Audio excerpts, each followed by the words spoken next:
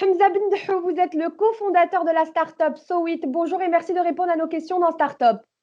Bonjour, bonjour Lilia. En effet, je suis cofondateur de Sowit. C'est une start-up qui est spécialisée dans l'agriculture de précision. Alors justement, l'agriculture de précision, dites-nous en plus sur les activités de Sowit. Alors, Sowit, c'est une start-up qui a comme ambition d'aider l'agriculteur africain à optimiser ses opérations qui vont être critiques. Donc, ces opérations, c'est la fertilisation, la gestion d'irrigation, évidemment, l'estimation du rendement ou encore l'estimation de date de récolte. En fait, notre objectif, c'est vraiment de permettre à l'agriculture africaine d'arriver à son niveau, à son vrai potentiel. On constate qu'il y a quasiment 55 à 60% de terres cultivables non cultivées en Afrique avec des rendements qui sont très faibles, aux alentours de, par exemple, pour du blé, 2,5 tonnes hectares, alors qu'ailleurs dans le monde, on est aux alentours de 7-8 tonnes hectares.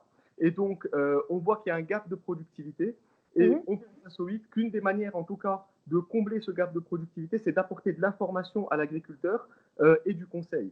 Et donc, on apporte deux types d'informations. De l'information très simple et basique à l'agriculteur pour lui permettre d'avoir les bonnes pratiques, pour avoir des informations météo, quand est-ce qu'il faut semer, quand est-ce qu'il faut pulvériser, quand est-ce qu'il faut irriguer, à de l'information plus complexe, où là, on va utiliser donc, des modèles de machine learning qui vont prendre en entrée des données satellites, des données de drones, des données smartphones ou encore des données de stations météo au sol pour apporter à l'agriculteur vraiment un conseil adapté à son besoin.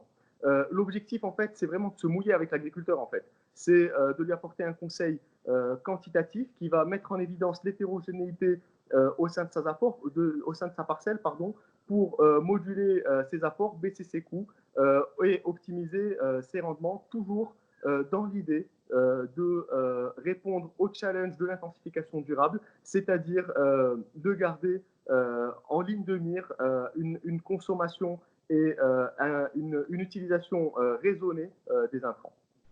Alors justement, pour faire face aux problèmes de mobilité liés au contexte Covid-19, Sowit offre gratuitement aux agriculteurs une cartographie de leurs parcelles pour estimer les dégâts et sauver ce qu'il en reste de la saison. Alors dites-nous en plus en fait sur cette initiative.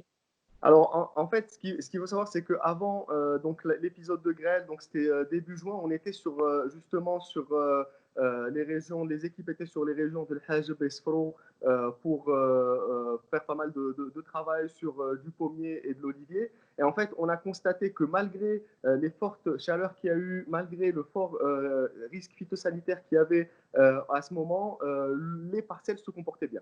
Et 2-3 jours après être rentré du terrain, on a appris donc la nouvelle des quasiment, je pense, 9000 hectares de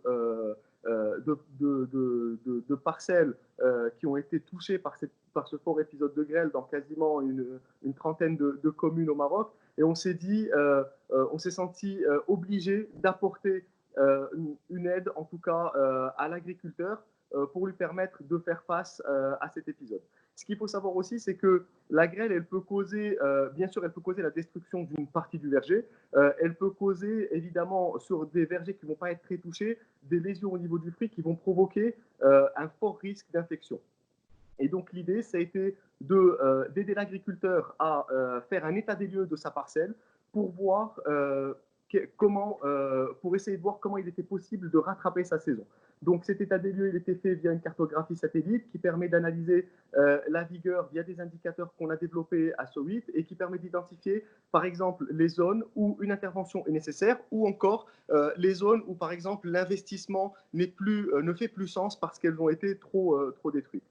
On a aussi on fait aussi des comparaisons avant et après la grêle pour voir si le risque phytosanitaire par exemple, qui peut être présent sur la parcelle, est-ce qu'il arrive suite à l'événement de la grêle ou est-ce qu'il était dû à un événement antérieur déjà présent sur la parcelle, donc pour un petit peu identifier.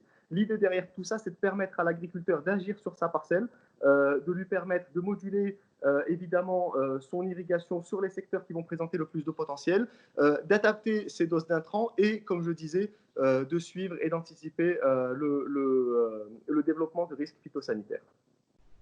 Ma dernière question, Hamza, Sowit a-t-elle des ambitions africaines et quelles sont vos perspectives? Oui, tout à fait. Donc, So8, en fait, c'est une boîte qui est orientée sur l'Afrique. Donc, on travaille principalement au Sénégal, on travaille au Burkina Faso, en Éthiopie et au Soudan. Donc, c'est nos principaux marchés pour le moment. L'idée, vraiment, c'est d'essayer d'apporter ces technologies un peu partout en Afrique pour, comme je disais, relever le niveau de l'agriculture africaine, en tout cas avec notre petite contribution et lui permettre vraiment d'atteindre son réel potentiel.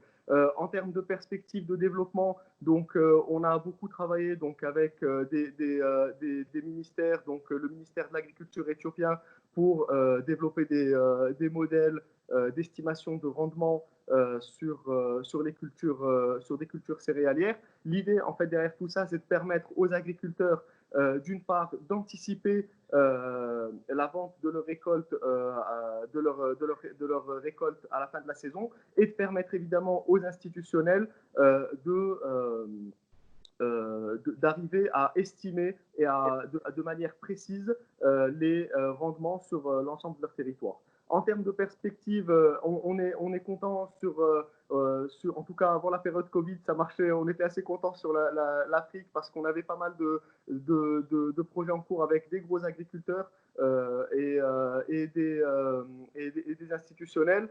Maintenant, avec le contexte Covid, évidemment, ça a un petit peu freiné du fait de la possibilité de se déplacer. Je sais Donc, pas si. Inch'Allah que ça va pouvoir reprendre d'ici septembre. Hamza Bendahou, je rappelle que vous êtes le cofondateur de la startup So8. Merci d'avoir répondu à nos questions dans Startup. Merci beaucoup, Lilia.